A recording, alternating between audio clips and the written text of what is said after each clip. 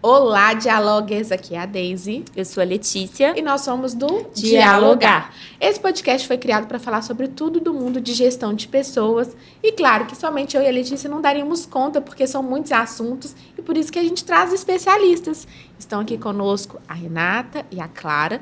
Elas estão colaborando com a gente com o tema escassez de talentos. Não é isso, Letícia? E tomando um cafezinho, né, gente? Verdade, porque nós estamos muito bem apoiadas, né, Lê? Hoje o nosso patrocinador, né, o Café Raiz de sempre aí, cafezinho é algo de luxo, hein, Deise? Verdade. Nós estamos... Tá vendo como que a gente está recebendo vocês com todo um glamour, gente? Porque o café, com a inflação, então... Verdade. Né, nós estamos sendo aí privilegiados. E um café mineiro, uma torra super manual, enfim. Tem todo um processo aí, para quem gosta de café. Depois vale a pena pegar o Instagram aqui no final.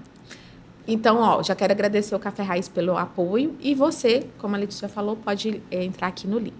Vamos seguir falando, né? A gente, na verdade, já falou, acho que assim, praticamente tudo sobre esse assunto que a gente deu conta aqui nos nossos 15 minutinhos de café. Mas a gente sabe que tem desafios pela frente, né? Que são as tendências, o que vocês já visualizam aí no futuro. Eu queria que vocês comentassem com a gente o que vocês acreditam que vai ser mais desafiador. Se alguém pode estar perguntando, se vai ser mais difícil do que já está sendo, tem alguns desafios pela frente, né, meninas? Vocês podem compartilhar a visão de vocês conosco. Claro, eu acho que assim, o que a gente trouxe ali no primeiro bloco, né, a força de trabalho que está envelhecendo, isso vai ser um grande desafio para as empresas, fazer essa inversão da pirâmide, entender que o 60 mais pode colaborar tanto ou igual ou mais que uma pessoa que está ali de 20, né, tem uma série de experiências ali também. Esse movimento das empresas também de ir atrás do profissional, tem cada vez tomado mais força. Antigamente, gente, as pessoas batiam na porta, eu quero trabalhar aqui. Hoje não, isso que a Rê falou. Recebe meu currículo. Recebe o currículo. Hoje nem recebe mais online. Hoje nem tem Era mais muito currículo. comum também em em alta gestão, né? Assim, o Hunt sempre foi muito conhecido em alta gestão. Exatamente. Agora em todos os Não, níveis. todos os Executivo. níveis. Agora hoje eu tenho que rantear. Isso é novo, assim. Estagiário. Estagiário, a gente faz hunt para o estagiário. O estagiário, eu ligo para as universidades e falo assim, deixa eu ir aí, fazer o recrutamento aí na faculdade, me dá uma salinha, me dá uma aula, né? A gente fez isso com faculdade também. Deixa a gente dar uma aula para a galera sobre o que a gente faz, vamos trazer uns métodos construtivos, vamos explicar para a galera o que é desenvolvimento imobiliário, qual que é a importância disso para a nossa empresa. Então, é ir atrás.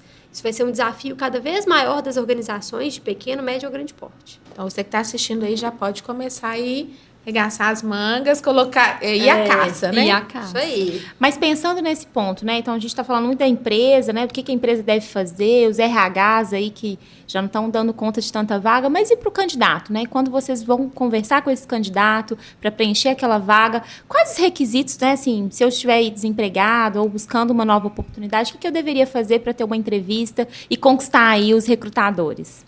Acho que a primeira coisa, o candidato ele tem que entender o propósito profissional que ele tem, né? Onde ele quer estar, onde ele quer ir.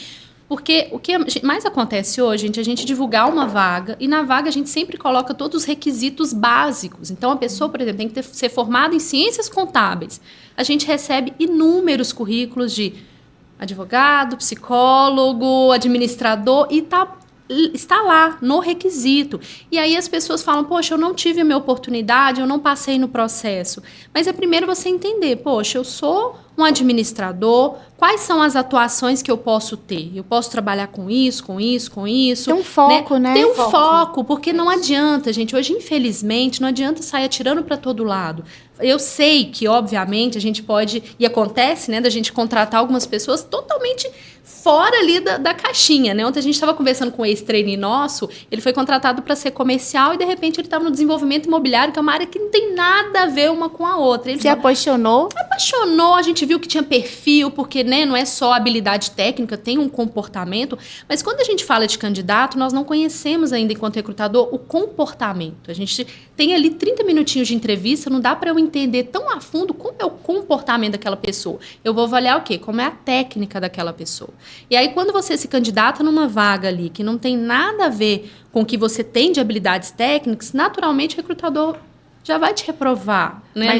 Mas, na triagem, né? A gente tem muita técnica, porque o currículo é a primeira porta ali de primeira entrada, porta. o LinkedIn. Mas aí, Deise, pensando em habilidades comportamentais, aí eu trouxe os dados, porque eu gosto de dados, o que mais os recrutadores e as empresas procuram é que a pessoa ela tenha a possibilidade de trabalhar trabalhar em equipe, ter um raciocínio lógico, resolução de problemas, Senso de dor, aprendizagem proatividade. ativa, resiliência, adaptabilidade, né? Saiba resolver problemas, porque a gente é contratado para resolver problema, né? No final do dia. Isso, independente da área. Né? Esse gancho que, quando você estava falando aqui, eu fiquei pensando. O comportamento, acho que é uma tendência que daqui para frente a gente não vai conseguir não olhar mais para isso, né? Porque, como você falou bem, eu contrato pela técnica, mas tem até dados que falam, né? De 10 pessoas, 7 são contratadas por técnica. Eita, eu tô sabendo bem os dados. 7 ficam pela técnica, né? E as outras 3 saem pelo comportamento. Não é isso. É a cada 10, 7 são demitidas por conta do comportamento. Isso. Né? Assim, então, a gente contrata pela técnica, é o comportamento que te mantém ou não na empresa. Isso é um e aí fato. Você acredita porque que as empresas precisam disso? Gente. A técnica é ensinável. De olhar para isso, para comportamento. Aprender Excel, BI, isso todo sistema. mundo aprende, gente. Você faz um curso, hoje em dia tem cursos gratuitos, então isso é muito fácil de fazer. As próprias empresas oferecem. Então, o comportamento é o que vai te manter, né, dentro de uma organização. E o comportamento, sim, é visto também na entrevista, né? A gente faz ali uma entrevista por competência para a gente pegar ali realmente esses pontos que a gente precisa ter. Hoje, na empresa que nós estamos, é impossível você estar lá sem ter esse dinamismo, proatividade, pensar fora da caixa, porque o tempo todo você é estimulado a ter isso lá. E aí a gente precisa pegar isso já, mesmo que de uma forma, né, mais rápida, a gente precisa pelo menos entender se o candidato eu acredito que tem esse ou não essas habilidades. Mesmo, porque às vezes a pessoa chega lá, excelente técnica, aí o gestor técnico ama e vocês falam assim, olha, esse comportamento não vai ser adequado. Esse deve ser um baita desafio, não deve? É um desafio gigantesco e colocar barreiras, né? Tem muito profissional que fala assim, isso aqui é a minha parte, aí o resto aqui não é meu. Gente, não existe mais isso. Nós estamos com um único propósito, né? Tá todo mundo aqui com o propósito de fazer a empresa ir bem. Não existe isso, isso aqui é só meu. Gente, você tá vendo uma possibilidade, um ponto importante? A gente dialoga o tempo inteiro, né, Rê? Por mais que o nosso foco é atração de talentos, ela tem a área do corporativo, eu fico com a área da produção, mas ainda assim, Renata, eu quero te ouvir, o que você acha disso aqui?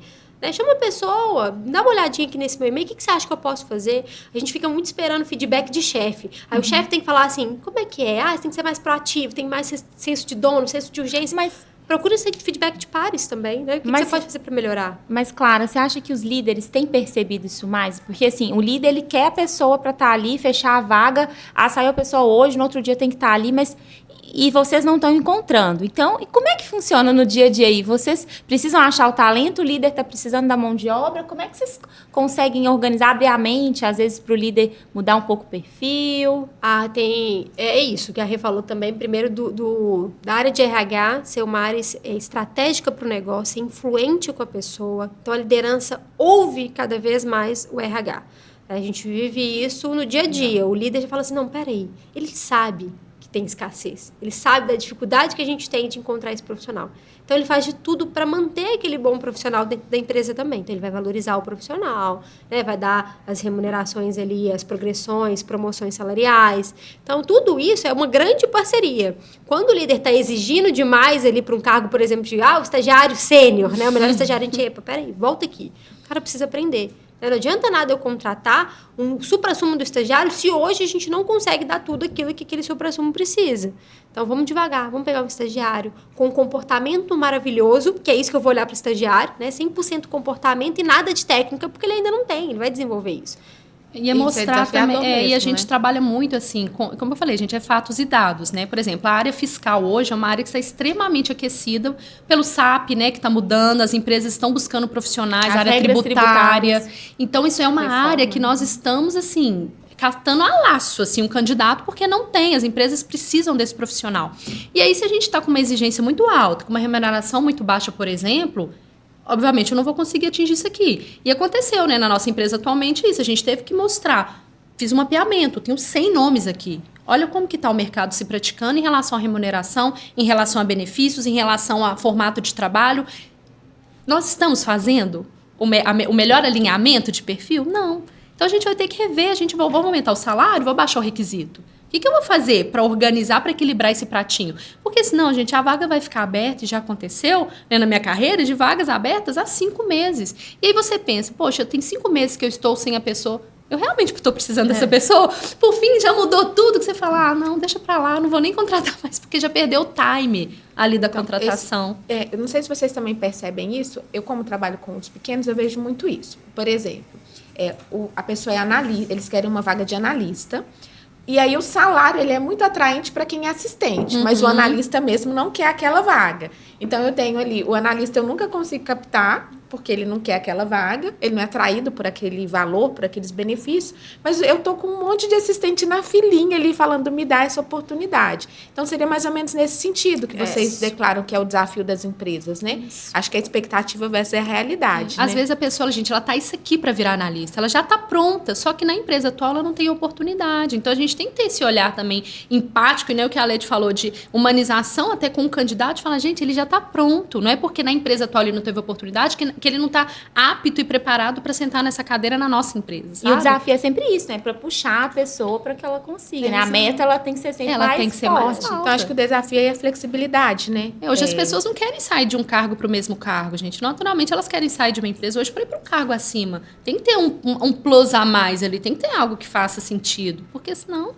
É difícil hoje em dia ficar trocando 6 por meia dúzia. Não, a gente sempre perde as pessoas porque elas encontraram uma coisa que fazia mais sentido naquele momento. Né? E aí faz sentido as empresas entrarem com o off-board. Né? Por que você está saindo? Deixa eu trabalhar aqui, deixa eu entender quais são os pontos que te levaram a sair da organização. Ouvir, né, a pessoa, né, a gente já falou também de ouvir os candidatos, abrir essa escuta. E agora eu vou para a gente finalizar, que eu sei que é um tema...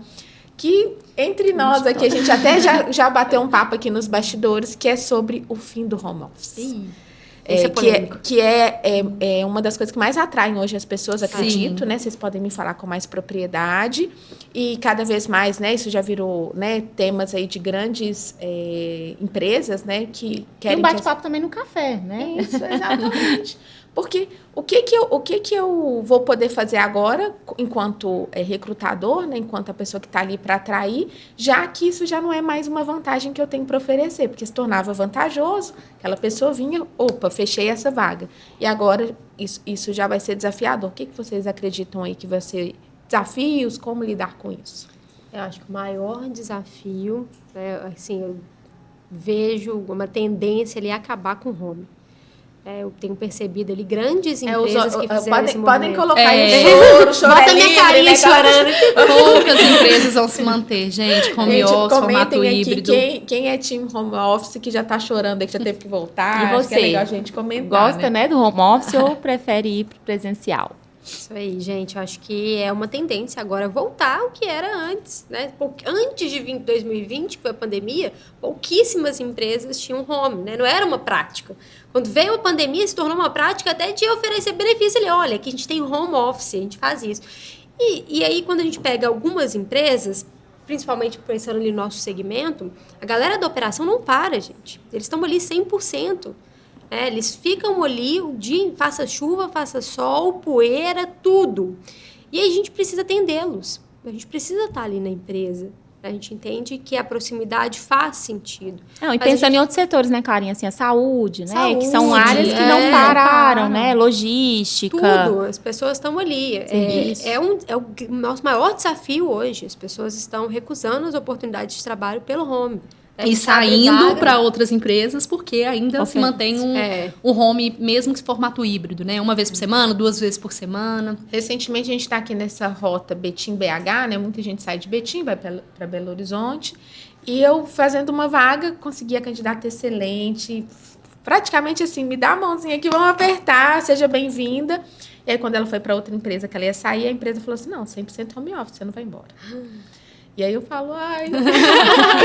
que é a dor do recrutador, né? Isso. Então, assim, algumas empresas acho que ainda vão usar essa estratégia, mas cada vez menos, né? Cada vez menos. Elas vão ter que encontrar agora, gente, outros atrativos. né, que seja para além ali de benefícios, às né, vezes horário monetários, flexível. uma flexibilidade, né, uma cultura forte, um ambiente de trabalho que te permita ficar lá 8 horas, 9 horas por dia, todos os dias da semana. Saudável, Eu né? vi Que a gente está outro com a NR1 agora atualizada, né? Um ambiente de trabalho acolhedor ali. Por que também as pessoas não querem trabalhar ali, às vezes, no home office? Eu já ouvi pessoas falando, eu tenho dificuldade de lidar com o meu time, ou com o meu time não, com os meus colegas, e eu produzo melhor aqui sozinho, quietinho. Às vezes, aconteceu recentemente também de uma pessoa pedir isso pra gente, que estava num processo de depressão, diagnosticado, né? E ela queria se isolar. Então, também tem isso, são muitas coisas, né? Muito desafio daqui para frente. São muitas variáveis, assim, as empresas vão ter que entender no detalhe com cada colaborador. Exemplo, a gente tem uma iniciativa que chama Ser Sangue Verde.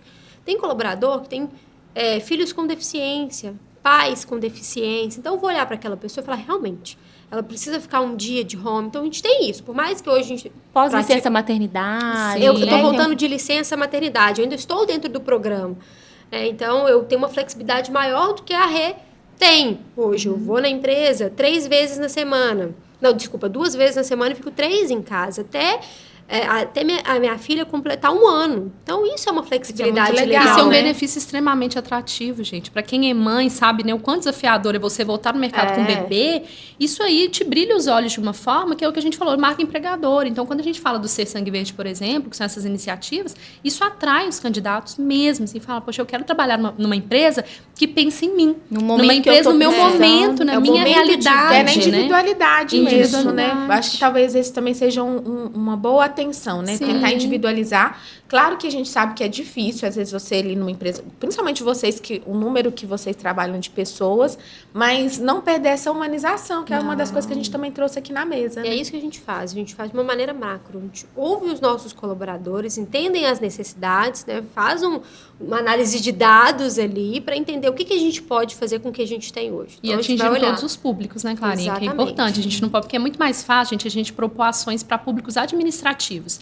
Que tá tem lá no escritório, no ar-condicionado, tem ali um sofazinho para deitar na hora do almoço. E É o famoso CLT Prêmio. Exatamente, é muito Tá na fácil. moda, Agora né, o você CLT Prêmio. Você levar essas iniciativas para um canteiro de obra, para uma loja, para um público operacional que está ali no batidão, que está na linha de frente. Pro pequeno empresário também, que a gente sabe que trabalha em uma loja, né? Não tem serviços, né, gente? Serviço não pode parar. Não então, para. acaba que... Como que faz, né? Então, talvez pensar em outras alternativas alinhadas à sua estratégia. Mas não deixar de pensar. Eu acho que o ponto é esse, é não deixar de fazer, gente. É difícil, o recurso é pouco. Gente, o recurso financeiro sempre vai ser pouco.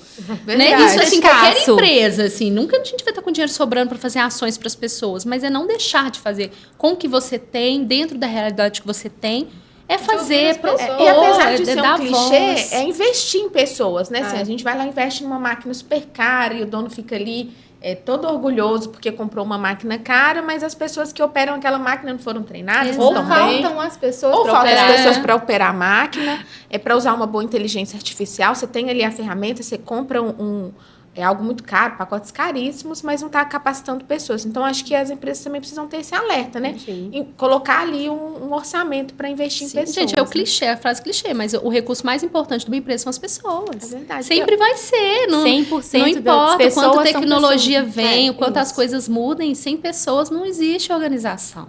Então, ela é o principal investimento que a gente tem que ter, né? São nos colaboradores, na retenção, é na atração, é no desenvolvimento, né? Na diversidade e inclusão, mas são pessoas. Acho que a gente está bem para terminar, né? Acho que você fechou bem aí. Arrasou mesmo. E a gente acredita em tudo isso. Acho que tudo que a gente falou que é muito genuíno, mas eu sei que é muito desafiador. Tem o letramento das pessoas, dos líderes, né? A gente falou aqui de forma um pouco mais superficial, mas da liderança, da alta liderança, da diretoria, dos empresários e até dos RHs também, de se colocarem nesse lugar como vocês se colocam também, de RH estratégico. Muito obrigada, meninas, pela oportunidade aí de compartilhar. Foi um bate-papo super gostoso. Espero que a gente tenha a oportunidade de se encontrar em outros temas também aqui no Dialogar e conversar bastante, dialogar, beber o nosso cafezinho.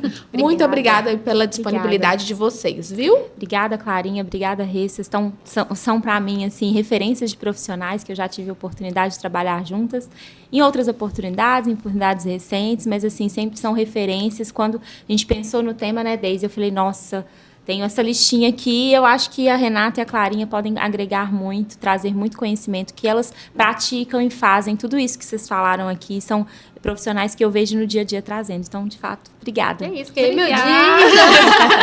Obrigada, foi um prazer. Muito genuíno mesmo, foi um bate-papo muito legal. E você que nos assistiu também, nós agradecemos pela sua audiência. Esperamos vocês aí nos próximos, que com certeza também vão ter assuntos muito interessantes que vai fazer a diferença aí na sua empresa. Muito obrigada. Sempre com um cafezinho, né? Sempre com um cafezinho pra gente dialogar. Tchau, tchau. Obrigada.